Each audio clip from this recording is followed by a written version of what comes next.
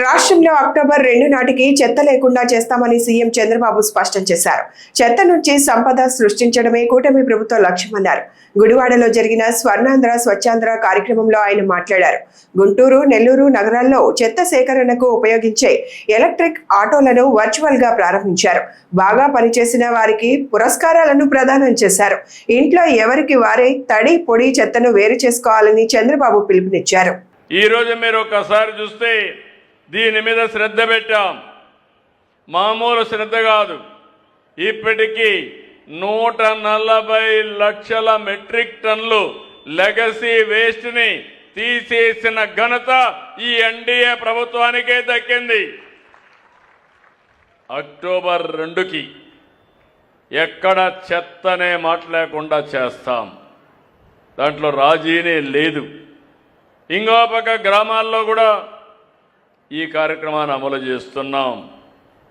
ఇంకో పక్క 10,870 ఘన వ్యర్థాల ప్రాసెసింగ్ కేంద్రాలు ఏర్పాటు చేశాం. 210 ప్లాస్టిక్ వ్యర్థాల కోసం కొన్ని పరిశ్రమలు ఏర్పాటు చేశాం. ఇంకో పక్కన మీరు ఇవన్నీ చూసిన తర్వాత ఎక్కడన్నా రోడ్డు పక్కన చెత్తలున్నా దాన్ని కూడా రిమూవ్ చేయడానికి స్వచ్ఛ రథం అనే స్వచ్ఛ పదం అనే కార్యక్రమం పెట్టి దాని ద్వారా కలెక్ట్ చేసే పరిస్థితికి వస్తున్నాం. మొన్న మే 23 నుంచి జూన్ 20 వరకు ఆపరేషన్ క్లీన్ స్వీప్ అనే కార్యక్రమాన్ని పెట్టాం. చాలామంది ముందుకు వచ్చారు, బ్రహ్మాండంగా పనిచేశారు. స్వచ్ఛ సర్వేక్షణ్ 25, 26 చాలా బాగా చేయగలిగాం. దీనికి కారణం మీ అందరూ.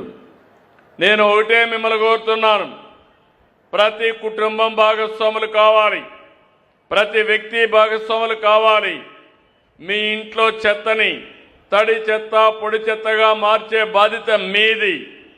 ఇంకో పక్క ప్రతి ఇంటికి మనుషులు వస్తారు.